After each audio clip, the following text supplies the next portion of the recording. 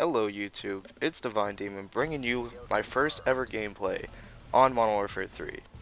And yeah, I'm just bringing this to you because I know it's not a great gameplay and all, but I'm just relating this to my new topic, which is the Call of Duty recipe.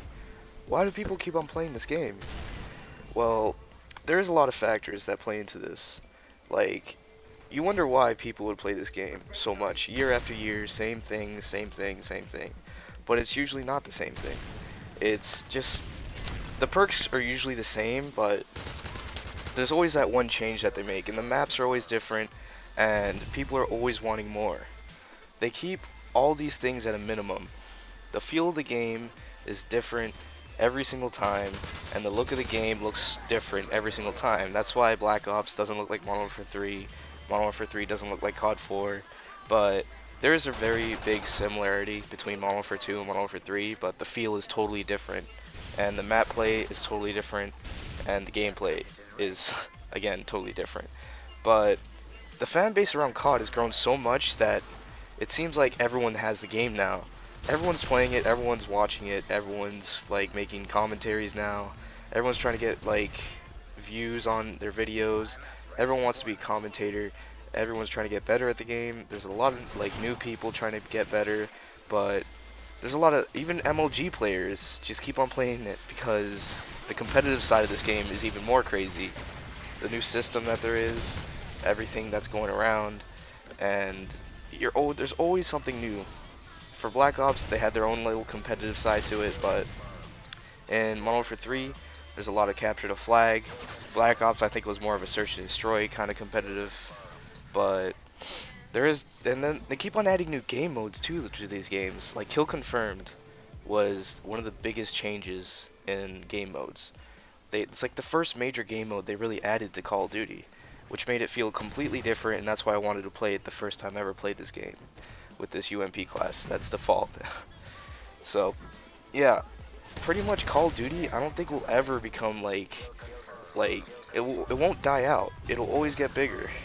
I always see people coming back to buy the game again and again. I remember every year there's more sales and more sales and more sales. And I don't think anyone's gonna get tired of this game. So the point says like every time you get a kill, you see the arcade kind of style to the game. How it says plus 100, plus 100, or plus 50, and then the headshots and everything. It used to be that kind of thing, and another reason people like playing this game is the prestige, to become that max level, to get to that max level, to get that gold gun, to get everything unlocked, all the titles, all the emblems. You just want to unlock stuff. That goes for every game though. Like I see why games are addicting now because I see myself as a person that is addicted to Call of Duty simply because I keep on coming back to it just to prestige, just to level up. Even though sometimes people play it after, I think after you prestige and after you get to the next level, there's not as much emotion into the game. Like you won't rage as much. You're like, oh, I don't really care. It's just for fun now. And Call of Duty gets a lot more fun when you get to that max level and you have everything like unlocked and you're just playing with your friends. But I see towards games, you want to get that addicting feel of unlocking something every single time. And Call of Duty did that with the prestige system. You always have to re-unlock all your stuff. Even though they have like the new prestige token ability, like the thing to what is it called? Unlock gear. Unlock gear allows you to pick like one item that you can keep, but you have to re-unlock everything for that item. Like you have to unlock the pro perk if it's a perk, or all the attachments if it's an attachment. I mean a gun, if it's an attachment. But yeah, there's always that unlock. You have to keep on going, keep on unlocking, I think the gold guns really brought it back to, like, COD 4 was the hardest one to get gold guns in. You had to get headshots, 150 headshots with every single gun in that tier, and there's only one gun in that tier that could be gold, which was the AK, the Dragunov, one of the shotguns, I don't really remember them, but the most popular was the AK and the Dragunov, I guess. And maybe that shotgun that I don't remember the name of. Maybe you can leave it in the comments if you want, but I'm not going to really remember it right now. But I feel like Call of Duty is never like grow small. Everyone's going to get hyped up every single year for that new COD, that new feel. Another thing is zombies actually. I forgot to mention zombies even though it's not a Modern Warfare 3, but zombies actually grew a lot after COD 5. With all the new things they added into it, all the new map packs coming out, and then custom zombies for COD 5 is still popular. And what if there was custom zombies for Black Ops? That would just make the game so crazy. Everyone keeps on coming back. Everyone wants more Call of Duty. But I think the main thing about Call of Duty is the recipe of the perks, the weapon, and the primary weapon, the secondary, your stuns, and your semtex. It's simple, but at the same time it's kind of complicated because you have to get good at, like, there's the drop shot, and there's all these cool like features such as like quick scoping, which keeps you on your toes. Like, you always want to do something new. You want to get better at sniping, you have to do a lot of practice.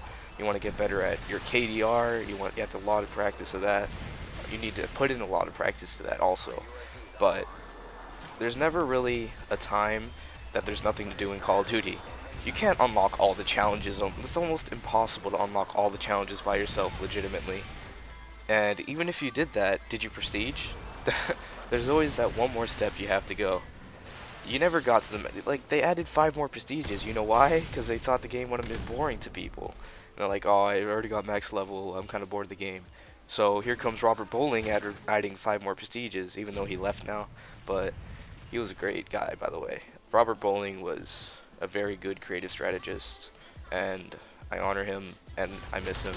But I hope Call of Duty has a great future with the creative strategist for whoever's making Black Ops 2. But Robert Bowling was a great man, I'll tell you that. He always knew what people wanted, and he tried to help both sides. The competitive side, he always tried to do everything. Even though Infinity Ward wasn't always on their toes about updating their game, now they're getting to it. Now they're getting down on that. But it's all good now because there's a lot more patches coming out.